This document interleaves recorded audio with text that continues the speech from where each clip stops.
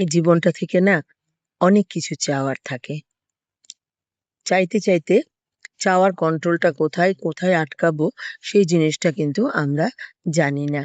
আমরা এই শিক্ষাটাই নেইনি যে জীবনে চাওয়ারও একটা জায়গা আছে, শেষ টান আছে। আর ছোটকাল থেকে যখন আমাদের এই শেষ টানটার অভ্যাস, শিক্ষা না দেওয়া হয়, দেখা যায় মুখ থুবড়ে পড়া ছাড়া আমাদের কোনো উপায় থাকে না। তাই চাহিদার শেষ টানের ট্রেনিংটা আমাদের ছোট থেকেই সবাইকে শেখাতে হবে। তাই একজন বলে না যে একটা হিসেবি মার ছেলে মেয়ে কৃপণ হয়। কেন বলুন তো? তার ছোট কালটাই এভাবে কেটেছে হিসেব দেখে দেখে।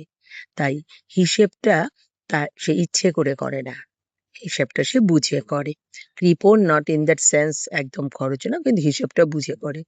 আমার চোখের সামনে তাই দেখেছি কতগুলো ছেলে মেয়ে আছে, হিসেব যতই রোজগার করুক খুব বুঝে শুনে। দেখবেন তার ফ্যামিলি ব্যাকগ্রাউন্ডে ওই জিনিসটা ট্রেনিং ছিল।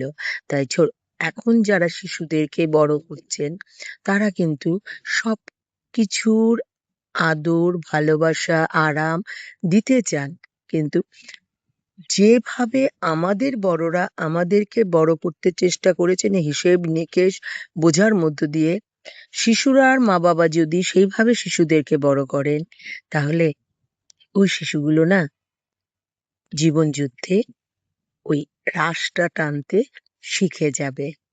তাই মা বাবাদের বলছি, বাচ্চাদেরকে সুন্দরভাবে বুঝে হিসেব নিকেশের মধ্য দিয়ে পয়সাটাকে চিনিয়ে পরিবেশটাকে বুঝিয়ে বড় করা। যতই থাক না আপনাদের কাছে তার জন্য আরামপ্রিয় জিনিস, ওটা ওর ওর জীবনের জন্য খুব দরকার।